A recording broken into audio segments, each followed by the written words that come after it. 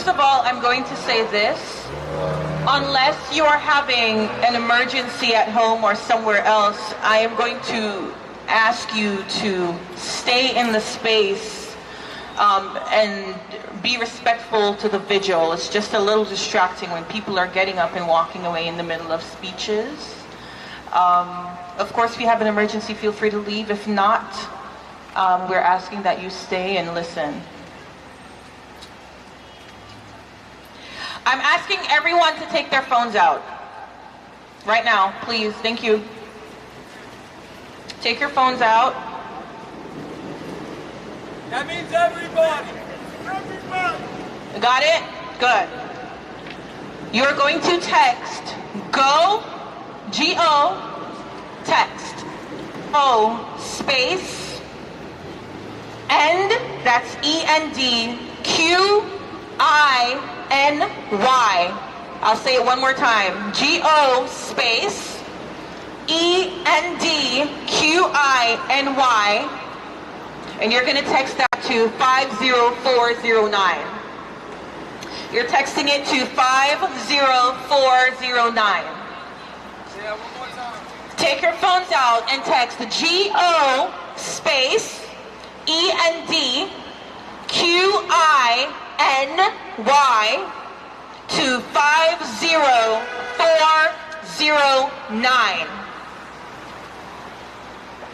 And what you just did was you just sent automatically an email to your representative in the New York Senate requesting that they sign on to the bill to end qualified immunity.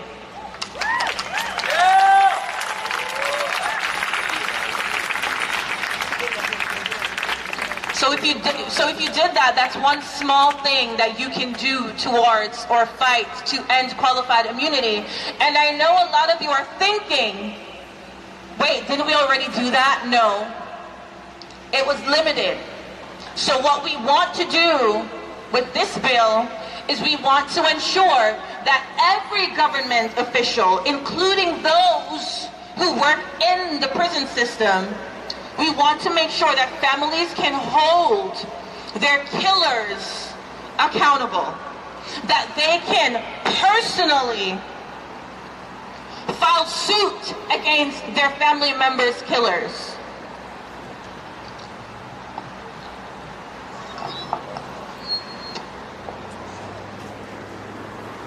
I'm glad that you're all here. I have to say, though, I do wish that I saw you guys more often. I know that a lot of you and your family members and friends, and I'm sure you'll pass the message on, were under the impression, the false impression, that our movement and our fight against injustices against Black people was over. But that is false. We are not just here for a vigil. We've been here this whole time. For one entire year, there was not a single week where people were not in these streets fighting for Black liberation. Every single week, there was at minimum one action. Stonewall was always happening every single week for 1 year.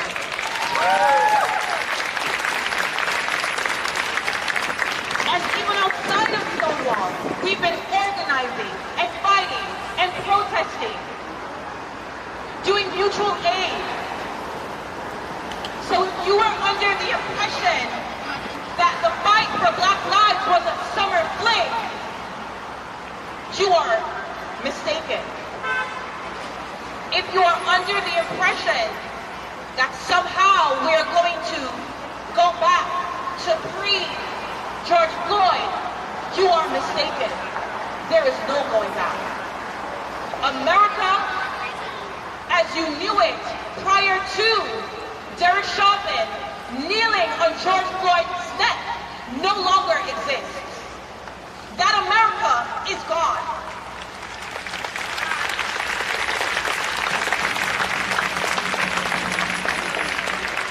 the America pre-May 25th, 2020 does not exist anymore.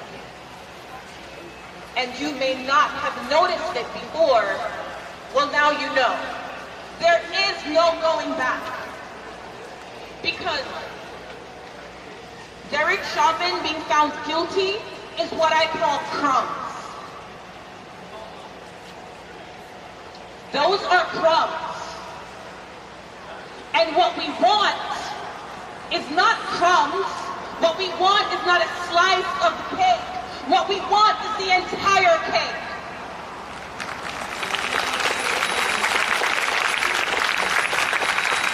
What we want is to completely dismantle the systems that have been holding black people in this country in bondage for centuries.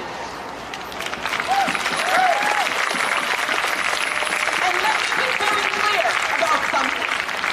Black people are not going to fight in a way that makes you feel comfortable. We are not going to fight for our lives in a way that appeases the mass.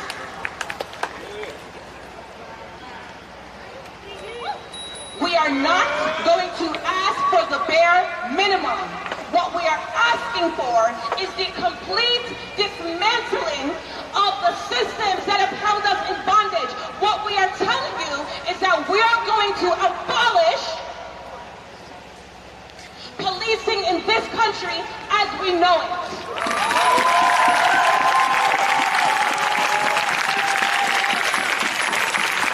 And if that makes you feel uncomfortable, then good. You should feel uncomfortable. Because it is going to be a long and difficult journey, but we will win. Yeah.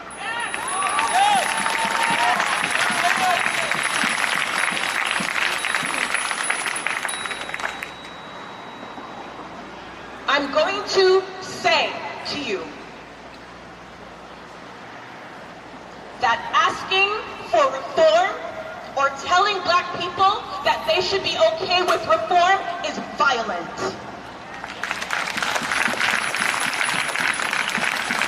To tell us that we should be comfortable with reforming a system that was born out of slave catching is violence.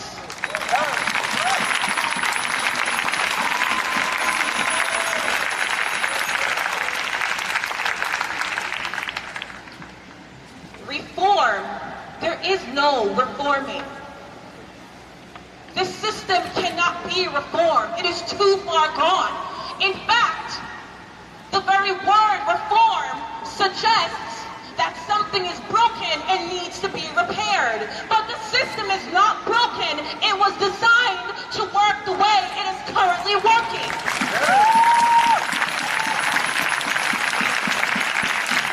A poisonous tree cannot bear good fruit. A poisonous tree cannot bear good fruit. There is no good apple on a poisonous tree. So what do you do to a tree that is poisoned from the roots? You uproot the entire tree and you burn that shit to the fucking ground.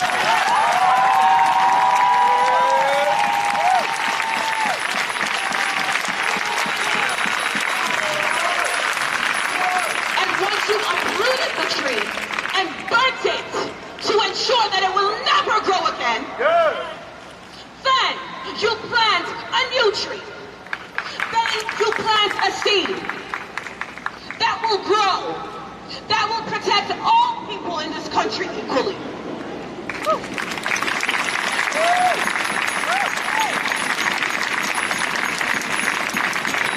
And so if the word abolition makes you squirm in your seat,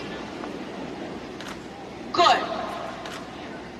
I want you to do your homework, do your research, before you shut down the prospect of an abolitionist society. Because that is the only way forward for black people in this country. And if you think that reform will work and that is you sitting in your privilege. And I implore you to get the fuck up out of your privilege.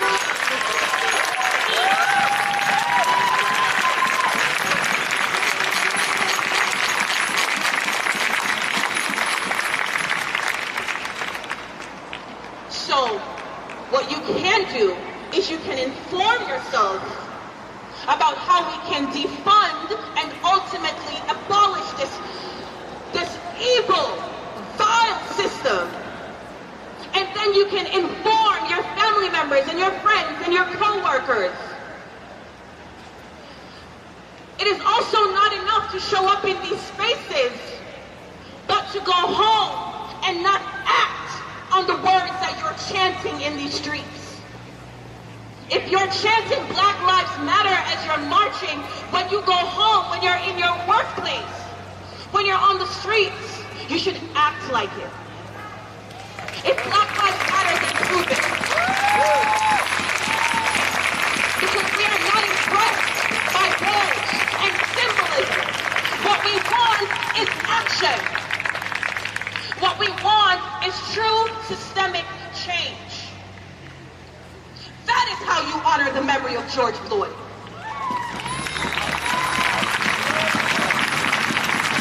You honor the memory of George Floyd by making sure that there will never be another George Floyd.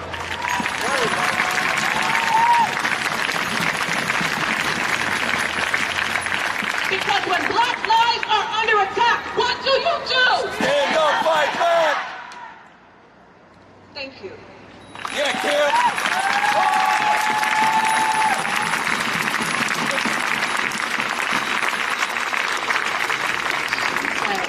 There are no good apples in a poisonous tree. That was the word that was left and resonates with me. And I hope every single one of you as well. As I introduce this next person, I want to open up this space for healing. I want to open up this space for mourning, but also celebrating Black lives. Whenever I hear Neptunite sing, I hear spirits and I hear my ancestors within me. So I hope that as you sit down and you listen, you actually feel the power that holds within Black people. Neptunite.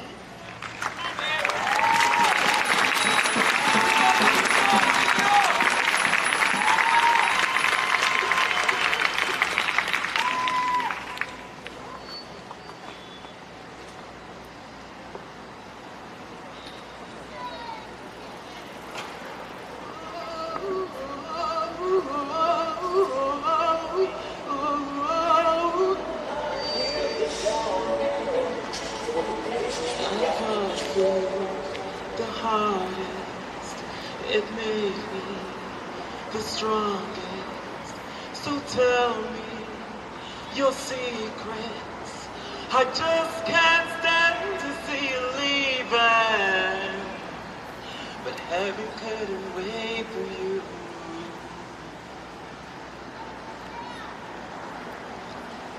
No, heaven couldn't wait for you.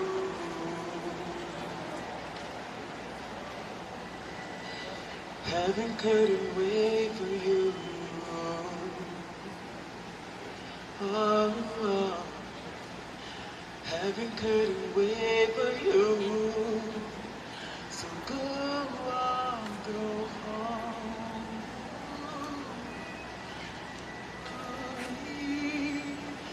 Oh, oh, oh, oh, oh. We laughed at the darkness. It's so scared that we lost it. We stood on the ceilings. You showed me love was all you needed, but heaven couldn't wait for you.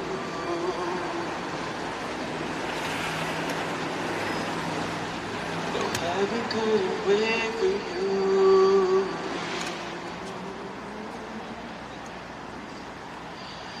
No, heaven couldn't wait for you. Oh, oh. No, heaven couldn't wait for you, you. No, heaven couldn't wait for you. No, no, heaven couldn't wait for you. No, heaven couldn't wait for you.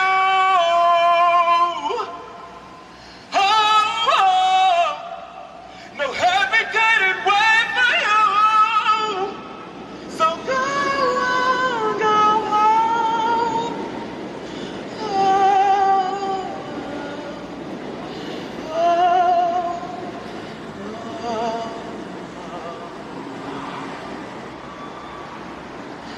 So go on, go home.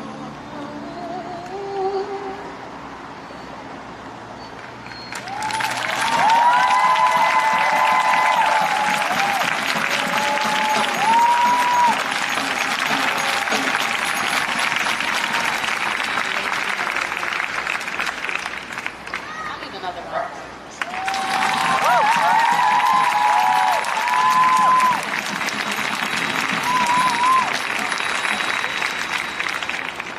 So can I just get a energy check? How's everybody feeling right now? Good. Everyone's doing all right?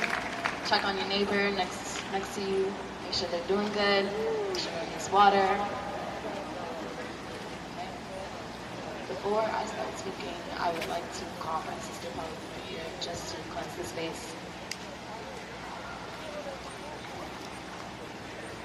Hello, everyone. I'm sure everyone's heart is heavy right now, so we can all afford about 3 minutes to just close your eyes. Take a deep breath in. Take a deep breath out. Now I'm going to need you to imagine that you're in clear blue waters, laying on your back, floating, feeling ever so light. I'm going to close the space.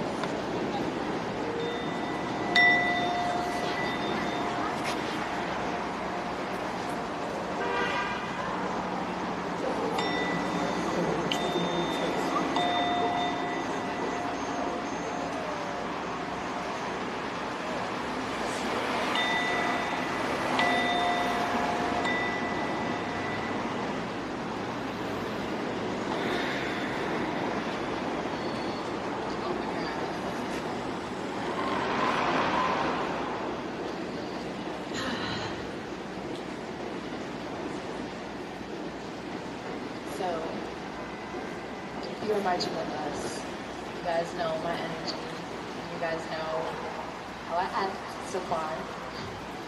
Whenever I speak with conviction, I speak with my chest because I'm a Black woman and I deserve space. Good.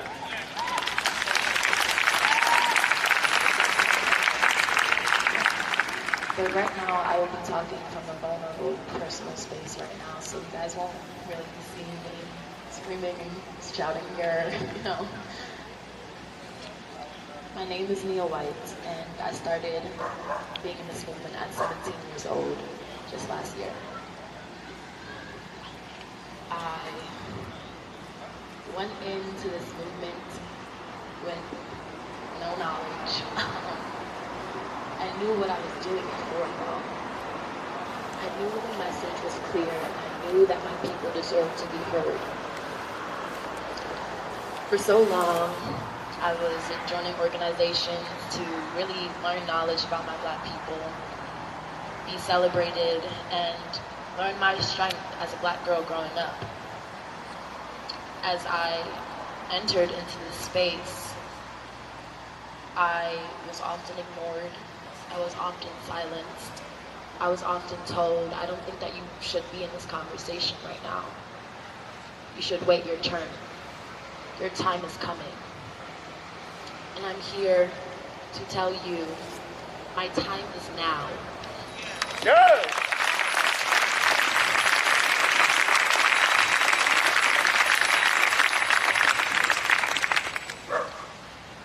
went out with my heart on my sleeves, and I screamed, and I cried, and I went out with my sisters in Freedom March NYC. And we turned shit up. Good. Because that is what Black women do.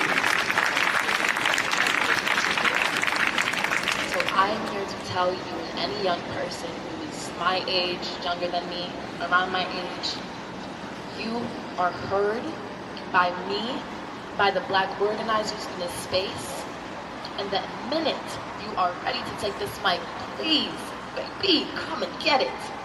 Your time is now. When I first entered, and we first took to the streets, the quote-unquote president, it wasn't my president, but their president, Trump, decided to say that we weren't organized. Decided to say that we were terrorists. Yet I was a 17-year-old terrorist who was just entering college at the top 4 HBCU in the country. Yes. Majoring in political science, minor in communications, on the free love track. And please tell me if I was a domestic terrorist. I had a gallon of milk in my bag, ready to spray on anybody that I seen who was in harm. I was running down the exact same downtown Brooklyn streets from cops who was trying to box us in and attack us. The same exact bands. The same one. It was probably you.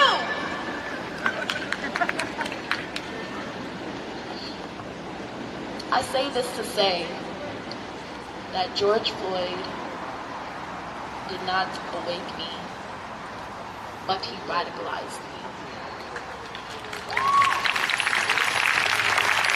He mobilized us to stand together and show up and show what community really looks like. I have seen the most beautiful mutual aid within this community. From the People's Bodega to Subway DJ who shows up at marches and gets his mic and his time every single time and every single day. To Stonewall, who shows up every single Thursday to make sure that Black trans and Black queer and Black non-binary have a space to heal and to present themselves and to celebrate their life.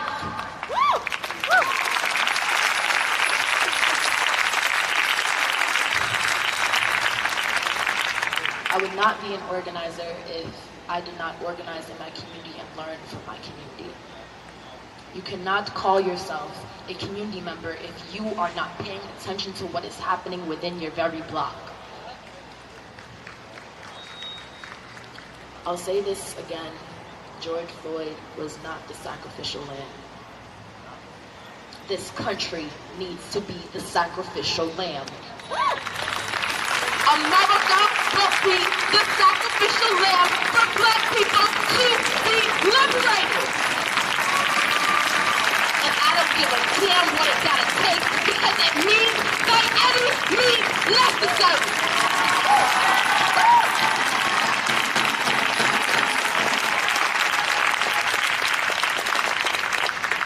Today is Khalif Browder's birthday. Did anyone know that? Right now, I just want to take space for Khalif Browder because we know that many Black men had to die for this country, and they shouldn't have. They should be here. So can I just get a happy birthday to Khalif, please? Happy birthday, Khalif. You guys will not disrespect this man's name. Happy birthday, Khalif! Happy birthday, Khalif. Thank you. As I introduce the next speaker.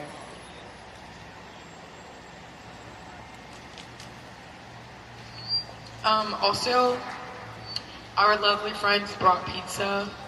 Before the next speaker comes, I just wanted to let the crowd know. They're to the left of the ice cream truck. If you want to go grab a slice, you can.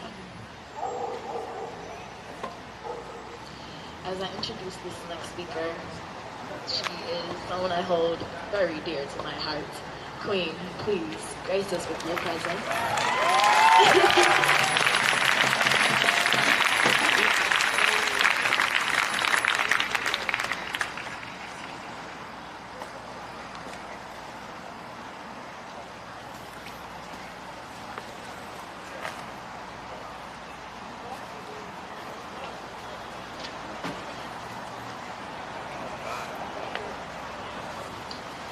Thank you, Nia, for that introduction. At this moment, I know while people are getting their self situated to find themselves a good slice, I really want you to at least keep your ears open. Black lives! Black lives! Black lives! Black lives! Black lives! Black women! Black women! Black children! Black children! Black families! Black families! Black men! Black men! Black trans! Black trans! Black queer! Black queer! Black non-binary! Black non-binary! Black non-binary! Black education! Black education! Black education! Black health! Black health! Black love! Black love! There is love. Family, I just want to say thank you. First and foremost, I really want to acknowledge and give reverence to the black women who are here, who are standing. I love you all. I salute you. Thank you for listening.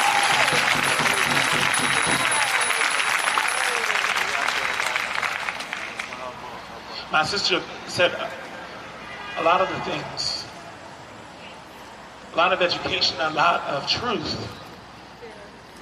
But in this moment, I want to be honest. Can I be honest? Can we have kitchen table talk? I'm mad as hell. Angered, upset, consistently bewildered that it is a year later and we are still fighting for black lives.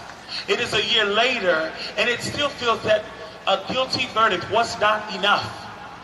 It is not enough.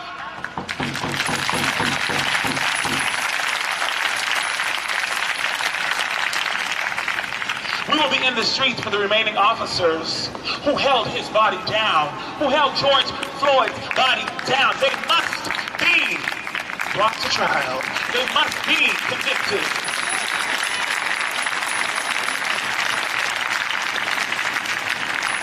Any one of those officers could have said, stop. Any one of those three officers could have said, he cannot breathe. But the reality is they're not programmed to think. Yes, the police that are listening, that are probably recording, please record this next one. You are weak, you are frail, you will be made obsolete.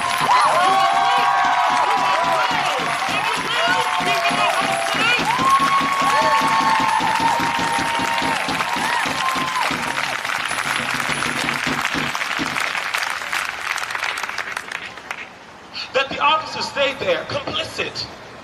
We know complicit, it's like cotton, comfortable, but we know where it really stems from.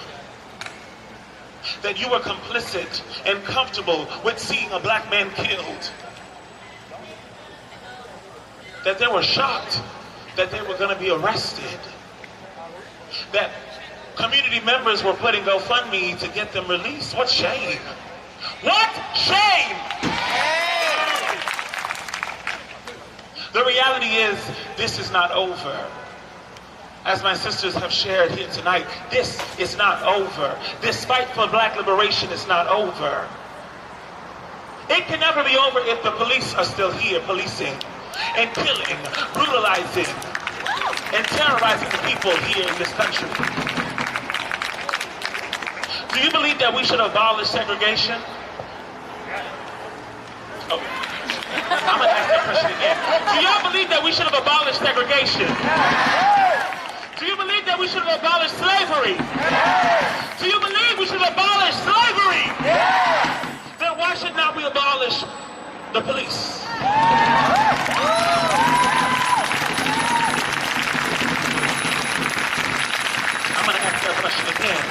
then why should we not abolish the police? Are they not a racist system? Are they not continually killing and harming the black and brown lives in this country?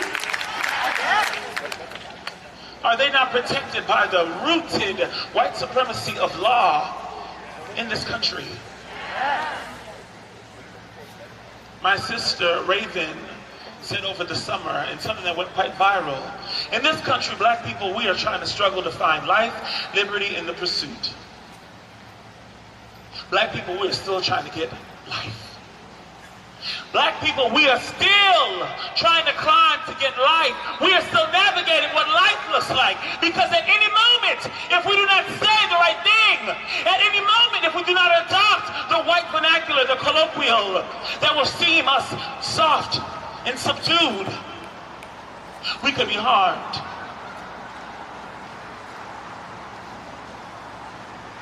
They make it so that black is bad, that black is evil, but black is a gift. Being black is a gift. Being black is the best thing that you want to be.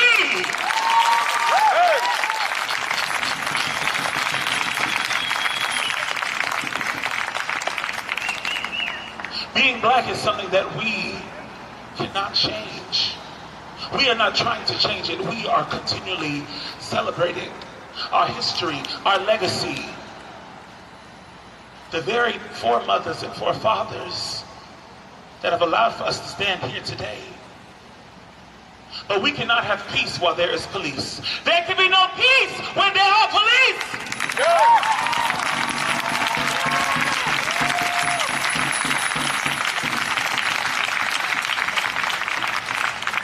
In this moment, family, we have Eric Adams, who's running for mayor.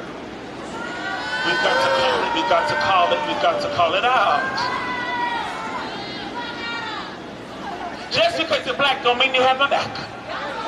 Just because you're black don't mean you have my back.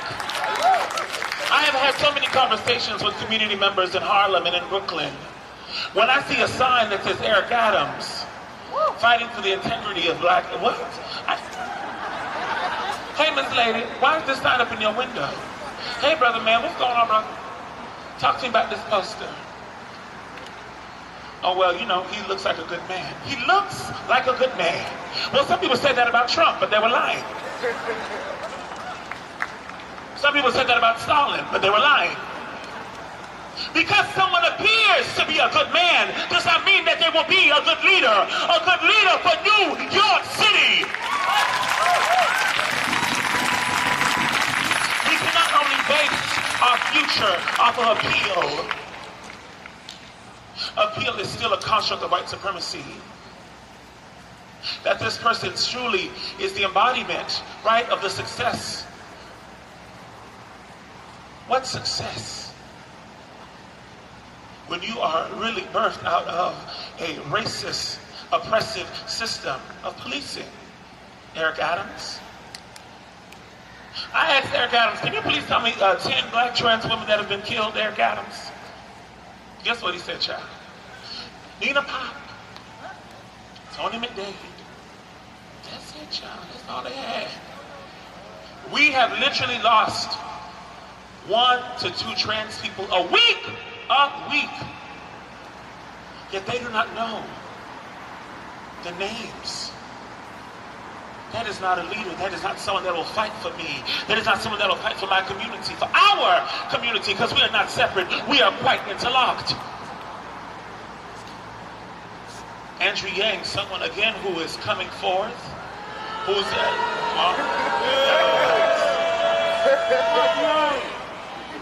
we cannot invest in a leader that will equivocate. We cannot invest in a leader that does not know what it is like to be a New Yorker. That does not know what it is like to live in a one-bedroom apartment with your family, your children, your significant other during the pandemic. You will not be my mayor.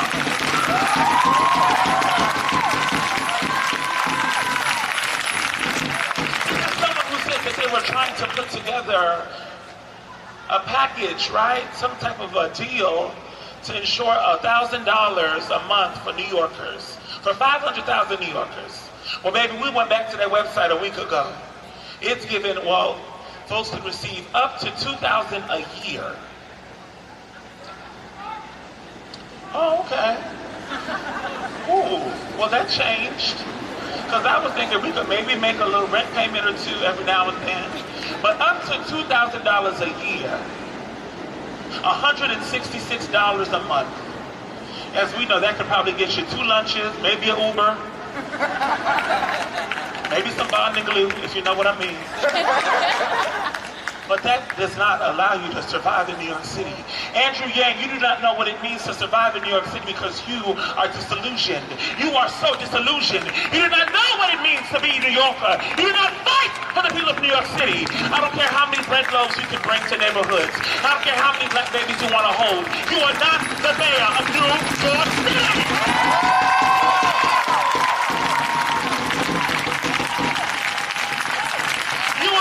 Your way into this office. I don't care what the government has promised you. I don't care what Mayor de blah blah has promised you. You have made a deal with the wrong side of the world. You have not sided with the community. You have not sided with the people. Let me be very honest, because we have, what, about 40 days until this election? June 22nd. Thank you. What is it, 28? Come on now. 28 days. We as a community have less than a month to decide who will be our next leader. We know who it won't be. But that means we need someone to invest in. We need someone that will allow us to have the road, the path towards liberation, the path towards abolishment. Because we must abolish the racist police.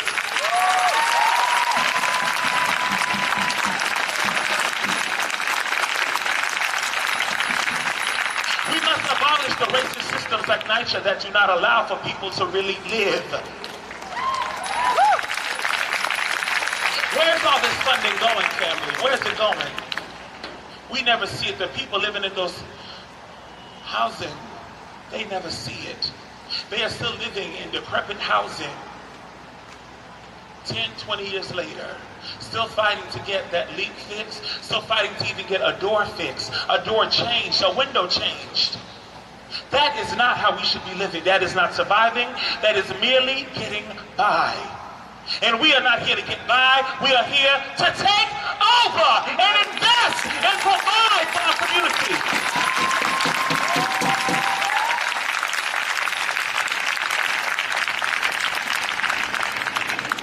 Today is really a sad day because we have lost George Floyd. And the reality is a lot of us would not even look twice at George Floyd if he was walking down the street. A lot of you would have actually probably what? Snarled at him. The reality is that he did not have money.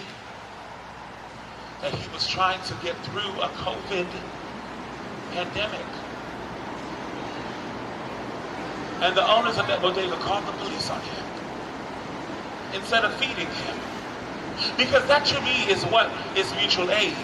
That we do not need for community members to be going hungry, to be living unhoused, to not have the proper care and resources that they need. But those officers all were paid to kill him and almost got away. But we said, hell no. We, the people, came forth and stood strong, and we will continue to do that. I love you all, but please do not allow for someone that is weak, someone that does not know about the black trans community that is suffering right now, that is in a crisis, to become our mayor. You will not be my mayor. You cannot be the mayor of the people if you do not even know the reality of our lives. If you have not been in a march, we've been out here for almost a year. If you are a candidate that did not have the gall, that did not have the courage to march with the people in the streets, you will not be mayor.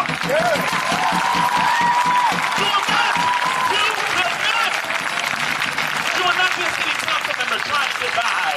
We do not need you to get by. We need you to make change happen. We can get the change happening. Thank you.